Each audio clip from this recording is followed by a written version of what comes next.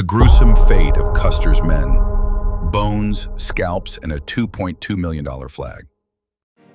Astor's June 25, 1876. A sun-scorched hill in Montana.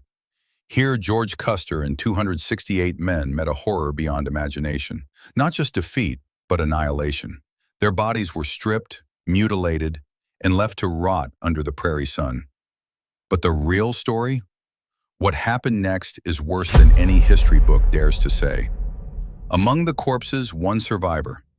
A single flag hidden beneath a dead soldier's body. A relic so shocking it sold for $2.2 million. But the price of this truth? You won't believe what was done to Custer's men, or why their bones still whisper from the grave. Among the corpses, one survivor. A single flag hidden beneath a dead soldier's body. Today, we expose the real aftermath of Little Bighorn, where soldiers were burned alive, heads paraded on ropes, and a sergeant's flesh was peeled away with his own sideburns. This isn't just history, it's a nightmare. Subscribe now, because what you're about to see changes everything. The chilling aftermath of Custer's defeat. Welcome to History, where we explore the gripping tales that defined America's past. On June 25, 1876, the Battle of the Little Bighorn resulted in the total annihilation of 5 companies from the U.S. 7th Cavalry under George Armstrong Custer. One eyewitness, White Wolf, described how warriors looted the dead soldiers' remains, discovering rectangular green currency in their pockets. The unfamiliar currency, meaningless to the tribes, eventually became playthings. Children repurposed the green bills as miniature saddle covers for their clay horses. Among other findings were silver coins, which Cheyenne craftsmen transformed into decorative belt ornaments. Warriors including Wooden Leg, Little Hawk, and Bobtail Horse later recounted stumbling upon whiskey flasks still carried by the fallen soldiers. By June 27, 2 days after the clash, cavalry reinforcements arrived to a spectral landscape of bleached earth and carnage. The overwhelming sight left an indelible mark on one officer, who described it as eternally unforgettable. Near the hill's crest, just north of General Custer's position, lay Captain Tom Custer's body, face down in the dirt. The corpse's features were rendered grotesquely unrecognizable. Arrows riddled his frame, one lodged in his spine, another piercing his skull with such force that its tip had twisted upon impact. His cranium was fractured, and scalpers had taken nearly all his hair, sparing only a narrow strip at the base of his neck. General Custer, however, lay undisturbed. Discovered supine, arms crossed over his midsection. The posture mirrored how his men had often seen him rest during campaigns. 2 lethal injuries marked him, a gunshot to the left forehead and a second piercing his chest near the heart. Boston Custer's remains lay 200 yards from the hill, completely denuded except for his plain white socks, their manufacturer tags meticulously removed.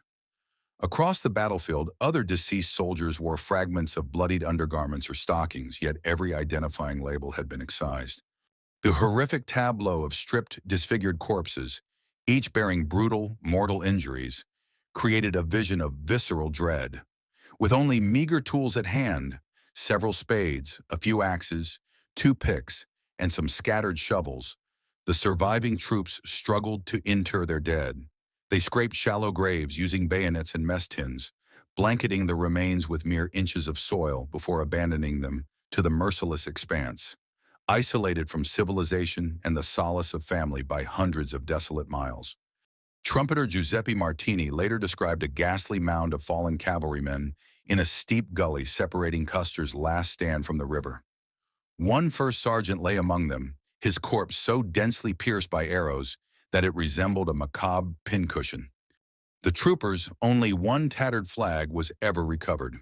The ill-fated sergeant's body was found strewn with shredded fragments of approximately $500 in currency, money his subordinates had given him for protection. Martini further noted Adjutant Cook's mutilation, where strips of flesh bearing his distinctive sideburns had been flayed away. Scout George Harrington of the 7th Cavalry disclosed even grislier discoveries. 4 decapitated soldiers' heads displayed in the Sioux encampment, their corresponding bodies never found. Lieutenant Charles Rowe, 2nd Cavalry, described a Caucasian skull tied to a rope, evidently dragged through the village until detachment occurred. Survivor Jacob Adams recounted nightmarish scenes of cavalrymen being roped off their mounts, hauled into the village center, and burned at the stake while still conscious. Atrocities observed but unreachable by Benteen's horrified battalion. John Ryan later documented skeletal remains and scraps of blue fabric at these execution sites. Among 5 company guidons present during the battle, just a single frayed standard was retrieved. The sole survivor, Custer's last flag. Of the 5 banners carried by Custer's doomed battalion, only one emerged intact from the carnage. Discovered concealed under the corpse of Corporal John Foley, a cavalryman who, while fleeing on horseback, chose a self-inflicted gunshot to the temple rather than capture. The flag was retrieved by burial details under Sergeant Ferdinand Culbertson. This blood-stained standard would later gain fame as the Culbertson Guidon. In a 2010 Sotheby's auction that stunned historians, the relic sold to an anonymous bidder for $2.2 million. Thank you for exploring this dark chapter with History Empire Dose. Ensure you're subscribed as we continue unearthing the past's untold stories. Until next time. This flag survived the carnage, but the real question isn't how, it's why. Why was this the only guidon spared? Was it luck or something darker? Some say the Sioux left it as a message. Others whisper Custer's own men hid it, knowing what was coming. One thing's certain, the U.S. Army never recovered all the bodies.